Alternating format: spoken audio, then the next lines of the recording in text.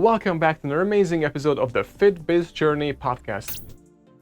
This episode is brought to you by FitDegree, the software company of health studios. If you guys have seen the previous episode, I talked so much good about FitDegree, not because they were sponsoring, it was because I really enjoyed the conversation we had. And I had such a great and amazing things to say about them that they actually reached out and they were like, "Oh, Daniel, what do you think about sponsoring a podcast?" And I was like, you know what? I would be okay with that because you guys are doing something great and you're really fixing a pain point for studios.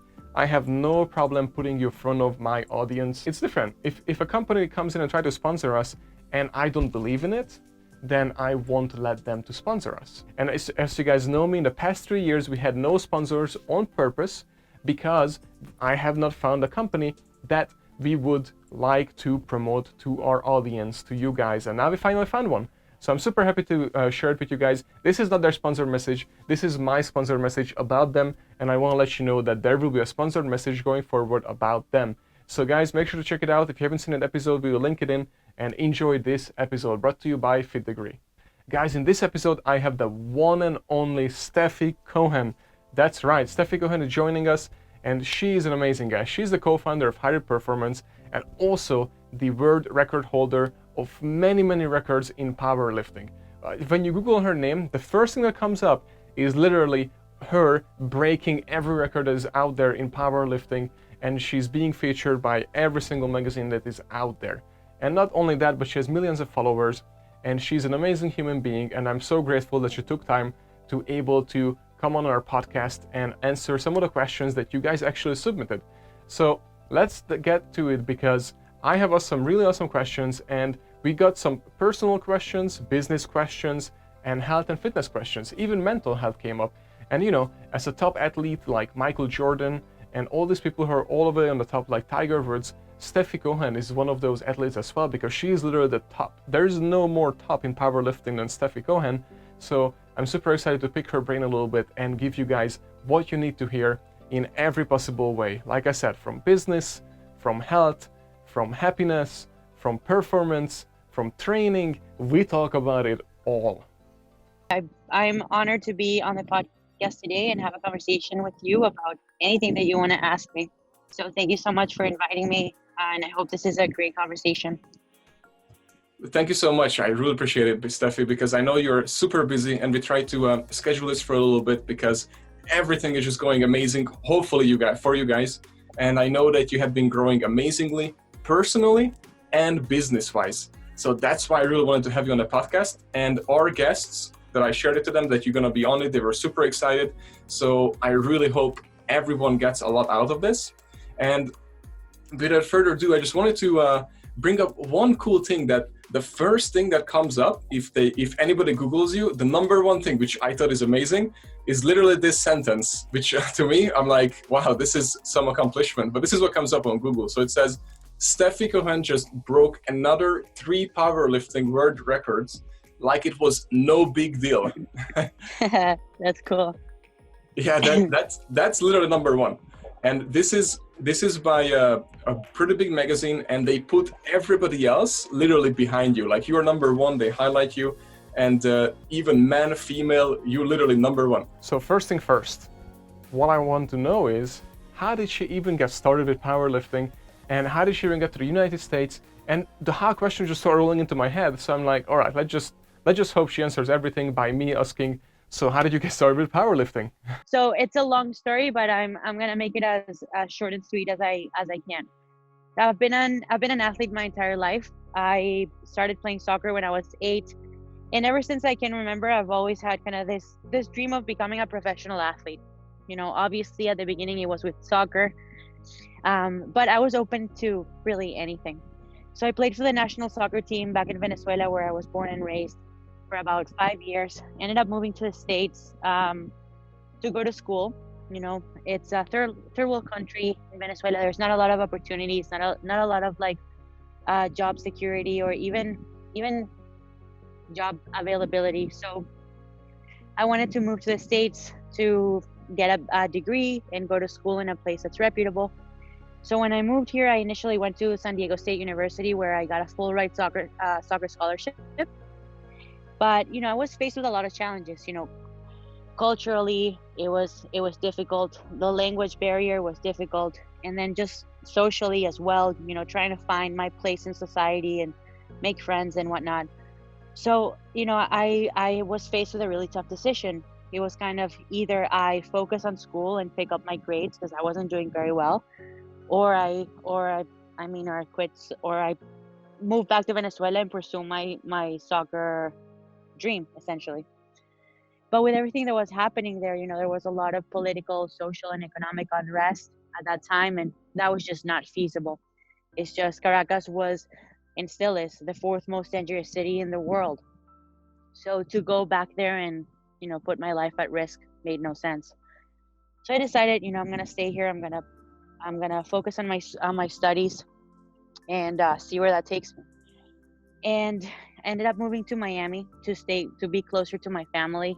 Since I didn't have the scholarship anymore, then it didn't matter like where I was, where I decided to go to school. So I moved to Miami, and that point in my life was pretty difficult because part of my identity my entire life has been being an athlete. And that was something that I wasn't ready to give up quite yet. So that's when I started kind of, I call it the discovery phase. So I started just trying to see what else I could do in sports, what other sports interest me, what other sports I might have an aptitude for, and what other sports I might be able to develop the skills for. Tried a bunch of different things: kickboxing, cycling, half marathons, triathlons, skateboarding. I don't know what else. Eventually, I met someone. His name is Noah Olson, and he went to school with me. I think he got second at the CrossFit Games last year. And he's like, hey, I'm doing this thing. It's called CrossFit, and you're pretty competitive. You're athletic. I think you'd be really good at it. So I went to a CrossFit gym. We had a team for the school, and I immediately fell in love with kind of the competitive aspect of it. And my main weakness back then was strength, because even though I did play soccer for the national team, it's really not what you imagine. It's not prestigious at all. We played on a dirt field in the back of the military, the military base, and we got as fancy as playing on the beach on sand. Like, that was our conditioning, and that was it. I never lifted a weight in my life. And I was intrigued by it, and I was looking around all the girls that were doing CrossFit that were jacked and strong and confident, and I thought it was pretty cool. I'm like, hey, I think I want to be like these girls. It seems cool. So I started focusing more on strength with the purpose of getting better at CrossFit, but slowly but surely I moved farther and farther away from CrossFit and closer towards lifting weights. Landed in Olympic weightlifting, did that for about 4 years, started my doctorate degree, and encountered another roadblock, which was, again, kind of very similar to what happened with soccer, where I wasn't doing well in school because I was spending so much time in the gym. And a doctorate degree is like, that's a full-time job. You got to be there from 8 in the morning until 5 p.m. And then you have projects and research and presentations and trips. So I was kind of, I couldn't believe it. I'm like, man, am I in the same exact situation again, where like I have the opportunity? I was really good at Olympic weightlifting too. I'm really good at weightlifting. And now again, I'm forced to choose between being an athlete or being a student. Like, this is so annoying, right? And I had gone through so much in my life that at that point I just chose not to give up. I was like, look, I've done this before. I think it was a huge mistake. Like, if I had been the person that I am today, I would have never quit playing soccer, and likely I would have been really good because I was good. So I decided to stick it through and try to do both things with a different twist, with a spin. So instead of completely giving up my Olympic dreams and my competitive dreams of becoming a professional athlete, I made some modifications, and that's where powerlifting came in hybrid. So I don't want to have to do 9 workout sessions in a week. I don't want to have to do doubles, where I have to sneak out of class at the middle of the day and come back and miss 2 hours of class. I couldn't do it. So I started training hybrid. incorporating more powerlifting into my Olympic weightlifting with the purpose of becoming better at weightlifting. And eventually just made the switch. It took, I think, one powerlifting competition for me to realize, man, this is actually what I'm supposed to be doing. It wasn't necessarily the sport that I enjoyed the most, like not even remotely close, but I think even more than the enjoyment of training, I enjoyed winning, and I enjoyed, it sounds maybe egotistical and narcissistic, I don't know, but I do enjoy the kind of like external praise that comes from achieving a goal or doing something that no one's ever done before. So that was kind of my in into powerlifting. I did really well in my first competition and continued progressing really fast and getting a lot of eyes on me, a lot of attention, and that's kind of what kept me going. Yeah, well, first of all, I mean, that's amazing because you have went through a lot. And Yeah. that's to me is always what I want to hear. And I always wanted to share it to everybody because people, especially in America, need to understand that what you came from and what you have become, and they can do it too if they already have a little advantage by being here. Sometimes I feel like it's a disadvantage because you came here and then you're like, all right, I'm gonna get this done. But that's unbelievable what you have accomplished. And then I just want, for the listeners who maybe not be following you, I just wanted to ask you that currently, what do you hold as far as for any records for powerlifting? So I hold the squat world record, the deadlift world record, and the total world record in the 114 weight class, or the 52 kilo weight class. And then I hold the deadlift world record in the 60 kilo weight class, or no, 56 kilo weight class, sorry. And the deadlift world record in the, what's the class above? The 132 or 60 kilo weight class. So 3 deadlifts, 1 squat, 2 totals. So now here's a question that I want to ask, because I think everybody who's competing, sometimes just like Kobe Bryant, so many other people who are on the top levels, they ask themselves, I guess, every morning when they get up that, okay, so who am I training against? So what I wanted to ask you is that, because you are on the top, right? So is it harder to train every day and outperform yourself since you are your own competition? Or is it easier because you're on the top and you just want to stay on the top? Does that make sense? Yes, I think it's harder. You know, when I was training Olympic weightlifting, I had a phenomenal coach. His name's Camilo Garcia. He's Cuban, and he trained a bunch of people that went on to be on the national team, and a few that ended up going to the Olympics. And when I started getting really good, kind of like started getting in my own head, you know, I'm so good, whatever. He's like, man, don't let it get to you, because getting to the top is easy, but staying at the top is hard. And I was like, you old man, you don't know what you're talking about. Like, once I get to the top, I'll be at the top forever, kind of thing, right? And he was right. It is so hard. So for me, the most challenging thing about being at the top is the expectations that you put on yourself and the expectations from people around you, right? Because sadly, the higher that you climb, the more people are going to want to see you fail. It's the truth. Like, people, yeah, some people are going to be happy for your success, but there's a lot of people that are waiting for you to like slip and have a bad performance, and you feel that, you really do.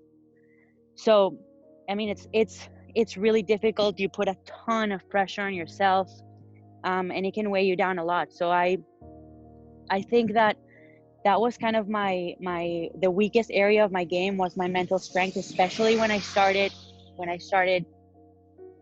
being more public and winning a lot more meets, and this kind of like unrealistic expectation of always having to perform at my best started cooking in my own brain. That was something that I really had to work on, because it's not healthy for yourself, and it doesn't lead to growth and progress. It really can slow you down. So I mean, to a certain degree, yeah, sure, I'm competing against myself, I guess, but look, realistically, anyone who's competitive, I'm competing against other people too, and I am paying attention.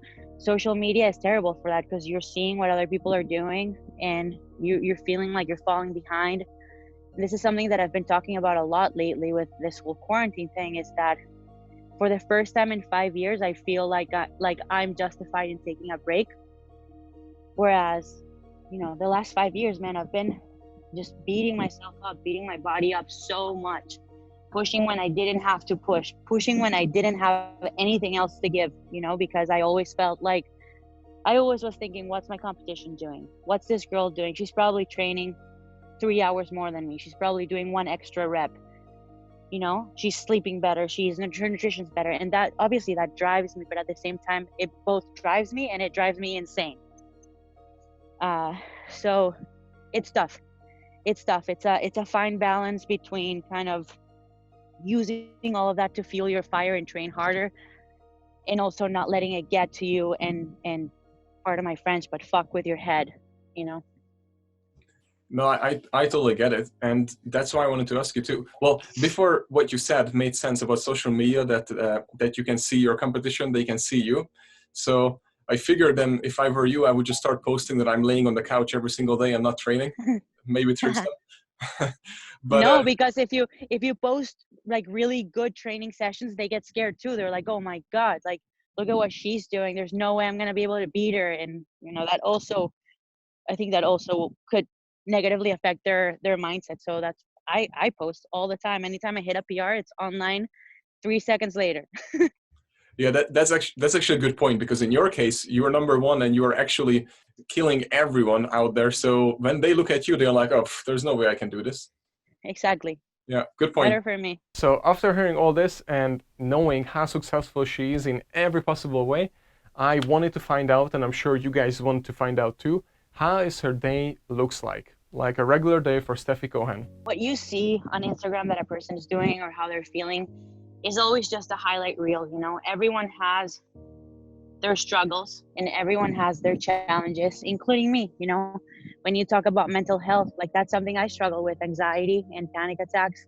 That's something that I live with. And it's crazy because you know, you don't even think that some of the highest performing or highest achieving people even have these kinds of struggles. You just assume that they're doing great all the time. But just wanted to touch on that. You know, we all have those struggles. I know so many professional athletes that are friends of mine who deal with mental health issues and are still able to function excellently in sports and in society and etc. So just wanted to touch on that.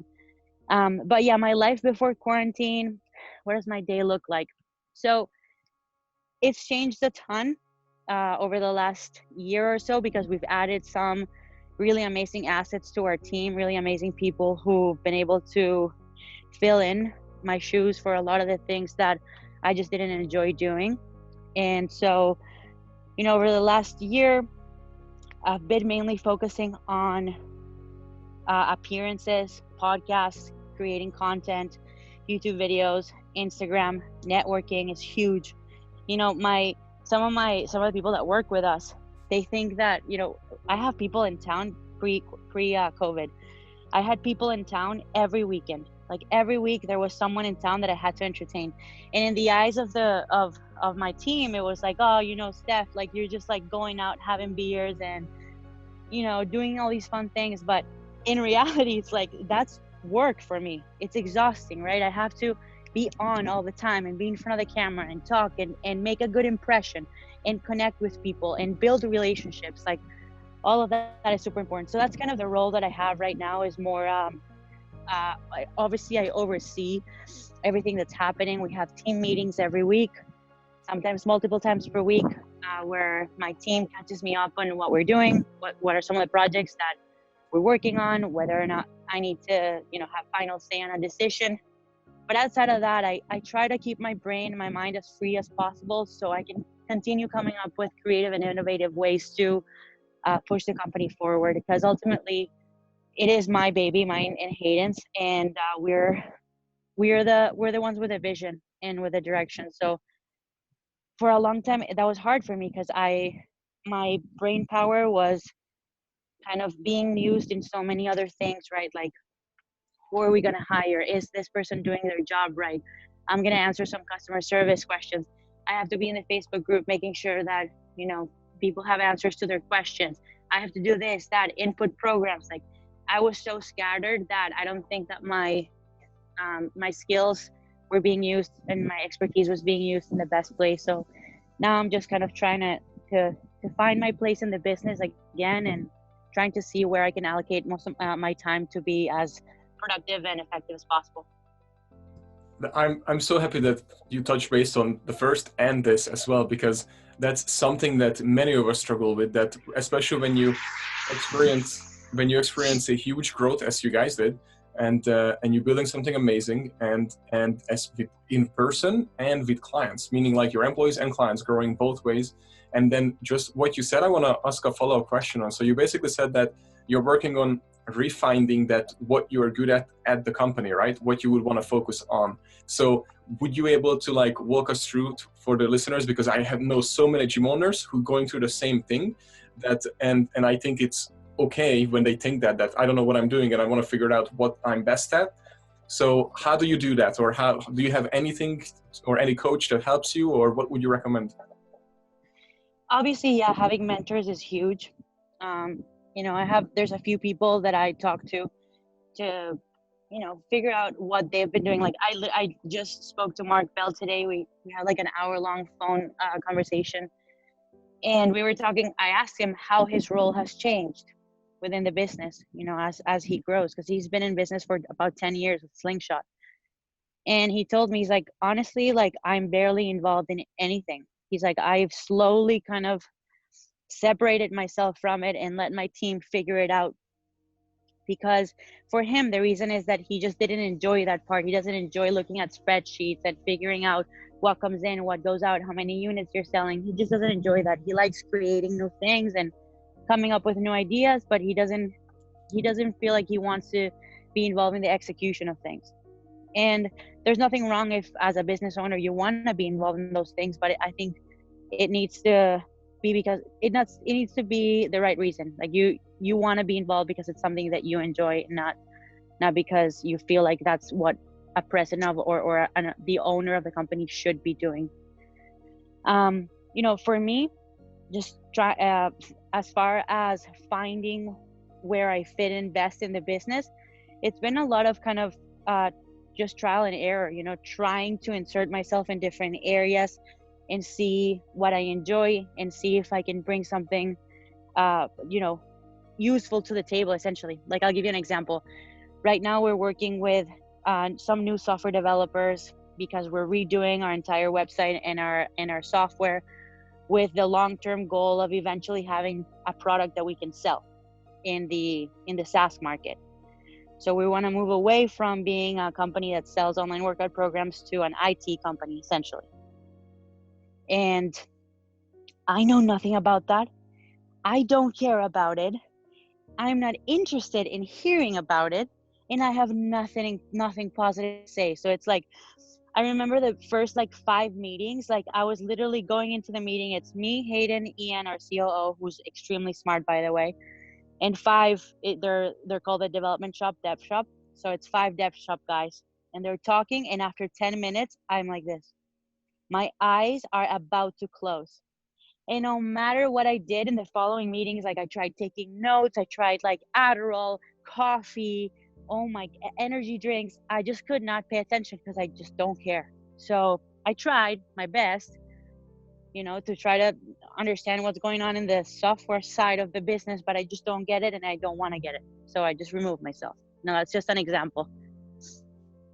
No, that was the perfect example, because people need to hear that it's okay not to know, not to care, and have somebody else better than you doing it rather than you trying to figure out everything. So that was perfect. Man, look at Bill Gates. That was my main inspiration, and kind of that's how I justify removing myself from certain aspects of business. It's like Bill Gates comes and he's like, oh, look, this is what I want this computer to do. And then, or Steve Jobs, this is what I want this phone to do. And the guys are like, we can't do that. And then he's like, figure it out or you're fired. And then he leaves, And that's kind of what I've been doing. It's like, hey guys, I want to have this marketing campaign ready by 5 days from now, but we have this to do. And I'm like, don't care, get it done. And that's my job. Look, my job is to lead the company in the right direction, is to push people, is to inspire them, obviously. But it's technically just to kind of grab the rope in my back and pull with them and lead them in the right direction.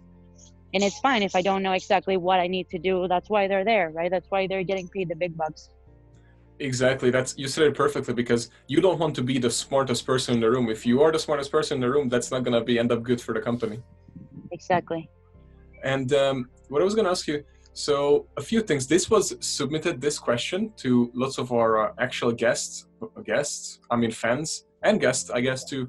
But what I wanted to find out is, because you have so many fans on social media, from YouTube to Facebook to Instagram, and what they asked is that, because there are so many, we had a few models who are modeling, and then now they had a baby, and they're getting bullied because, you know, they just had a baby and they don't look like they looked like before. So what they asked me to ask you is basically, because you have so many followers, do you have any bullies that constantly like beating you up? Do you even care? What do you do, and how do you deal with them?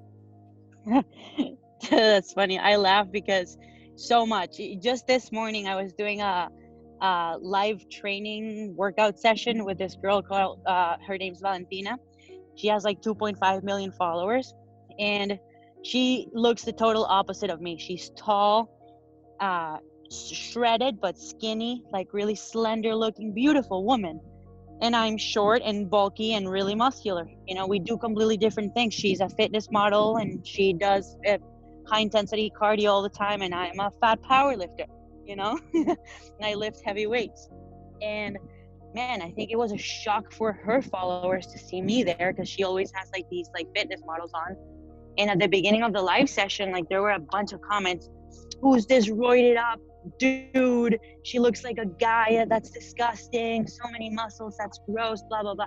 To the point where her husband had to jump in and be like, he's Venezuelan too. He has a really thick accent, which was hilarious. He jumps in. He's like, listen, everyone, if one more person comments one negative thing, I'm going to kick you out. Okay. You understand? He was pissed because it was crazy. But I was laughing because, man, I've been putting myself out there for the last 5 years unapologetically, and fearlessly too. You know, I'm not gonna tell you that it never affected me, because at the beginning it was a huge shock. Just like everyone's picking at you, every single like inch of your body, of your face, of your hair, of the way you talk, of the way your accent. They're picking you apart and tearing you apart and letting you know exactly what they don't like about you. And it was horrible. Not gonna say it wasn't. It was horrible.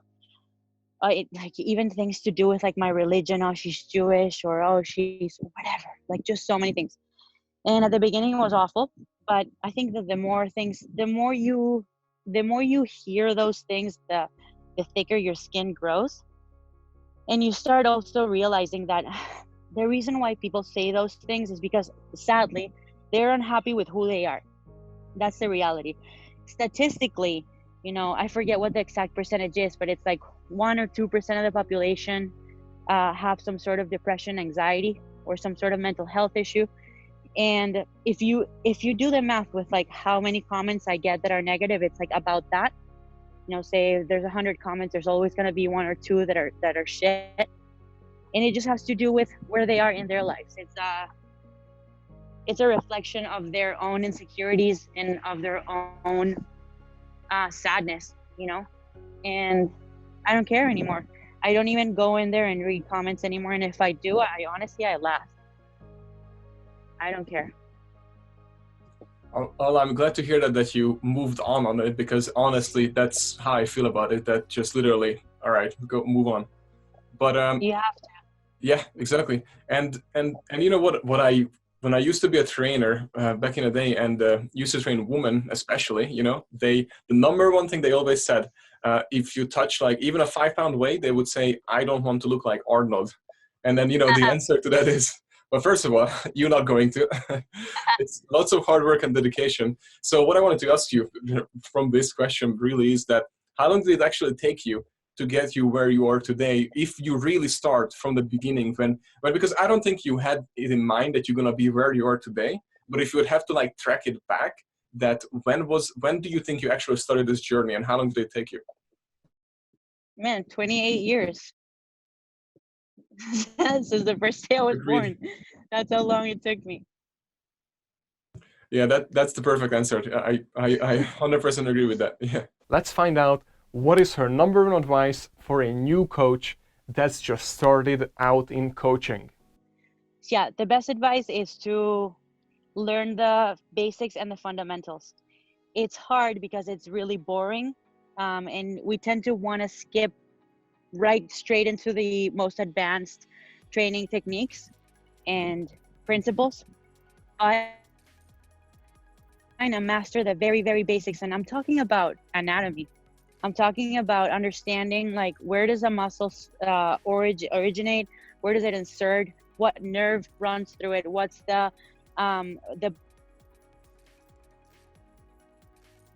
concentric contraction, eccentric, isometric? How does this move? A muscle move in action and in reverse action? And how can I, synergies and fascial links and all these things that then you start building on top. But if you skip the fundamentals, if you skip the anatomy and the basics, it's like building a house with no foundation at all. You're just like putting a bunch of like sticks together and hoping that it stays in place, kind of thing. So it's tough and it's boring, because it is.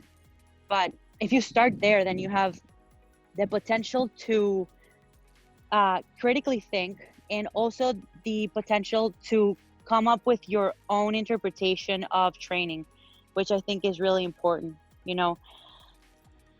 There's nothing I hate more than someone who's dogmatic, a trainer who's dogmatic, who thinks that or a coach that thinks that there's only one way, right? Like, whether you've seen it, like maybe someone who trains West Side and literally just cannot see outside of this like West Side bubble that there's something else that he could do that could benefit the person that's in front of him. And I think, honestly, the only way that you can filter through information and ultimately come up with your own perspective on anything is if you master the fundamentals and the basics first. Yeah, that's 100%. Now let's find out what is her number one advice for a new gym owner that is about to start a new gym. Man, don't start a gym. Don't open a gym. Look. Do you know how many people told me that, by the way? From Bedros, Keelan, so many successful gym owners who are not gym owners anymore, they have all said that. But anyway, sorry, go on. Yeah, I mean, look, can you make a gym profitable? Yes, but it's hard. It's hard, and I think the thought process of most people when they think about opening a gym goes something like this. All right, so I found a space. It's 5,000 square feet, and it's $7,000 a month in rent. It's gonna be another $1,000 for electricity, water, and cleaning, and I'm gonna run it. So I'm not gonna spend anything in management. All right, cool. So you're at like, say, $9K a month. And then they start going back, okay, so how many members do I need in order to make back those $9K, right? And they start doing these and I'm telling you because I did it when I opened my gym. And when we opened, and I had a big social media at that point, I thought I was, heavily influential in Miami. And when we first opened our gym, I thought that literally I was going to say it's open, and then I was going to have to like hold people back from coming in at the door. That's what I thought was going to happen. And the opposite happened. It was so hard to get people through the door, so hard to get people to sign up. And I was like, man, I'm so glad this is not my main form of income, because I'd be terrified right now. I just spent all this money in equipment. I just redid the entire floors, the electricity, the lights, and what? I have, how many people signed up? 10? What am I gonna do? How am I even gonna get people in? So, I mean, you gotta be real with yourself and have a plan of how you're gonna get people through the door, and really, really dive into what your offering is and how is that offer different to other gyms around you. And I don't know what the answer is, and that's exactly why I didn't continue opening more gyms, didn't expand, because I think that's a world on its own. And are there ways that you can have a profitable gym, like I said? Yeah, absolutely. But you're gonna have to get a little bit more creative. The perfect example I can give you is the guys over at, I think it's called OPEX. Is it called OPEX? I think, yeah, whatever. And if not, I apologize. But so these guys have about 70, and they call it micro gyms. So you know how there's micro breweries? Well, there's also micro gyms. And they came up with their own concept of membership. So it's not like, okay, you pay $40 a month and then you get access to it. I think they came up with this structure where you pay a fee to use the gym, and then you can pay extra to have a trainer. And then the trainers are always on the floor.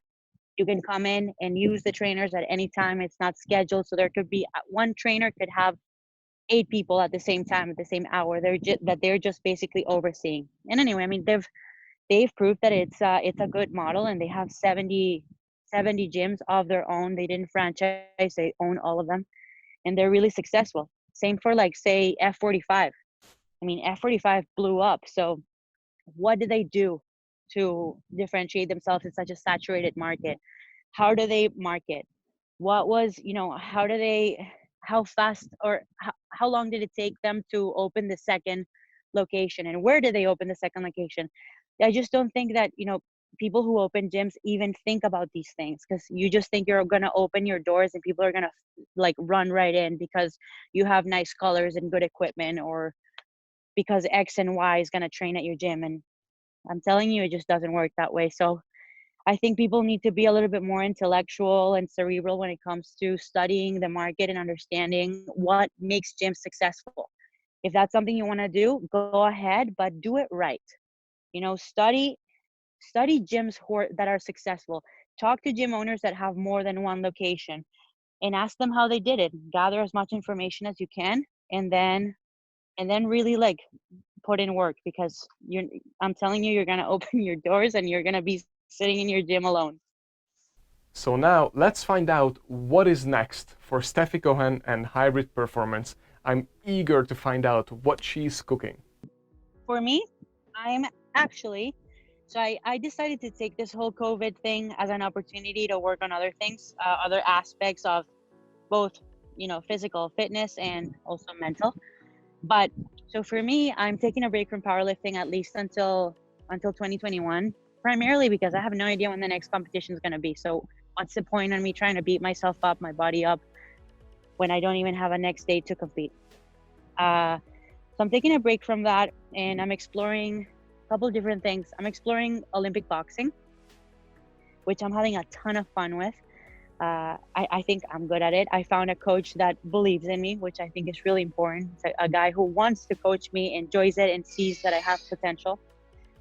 And not to get too deep into that, but it's just kind of like a side story. So I have on my wrist, I have 3 Olympic rings that I tattooed when I first got into Olympic weightlifting, way before I even thought I was good.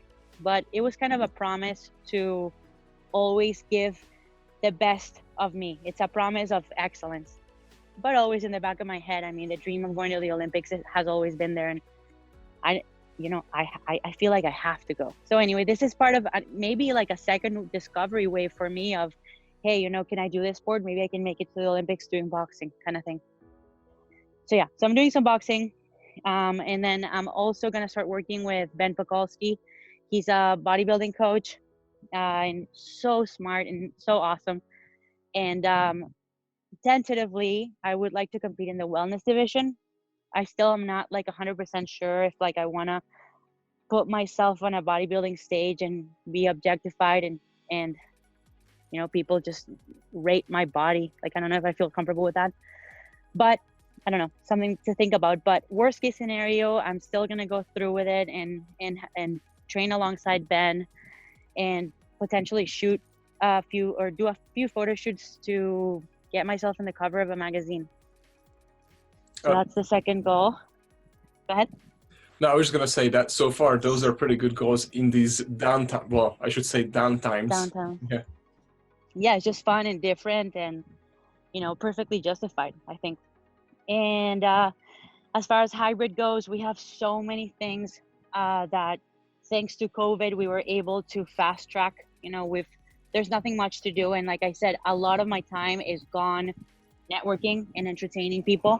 Seriously, so much. I mean, I didn't even realize how much, but so much. So, like I need to have last say in a lot of the decisions. And if my team can't pin me down, whether it's because I'm traveling or because I'm meeting with people or because whatever, then those are things that kind of just like fall on the back, and never get done. So the fact that we've all been able to just be at home and be 100% focused on work has allowed us to put a lot of things on the road.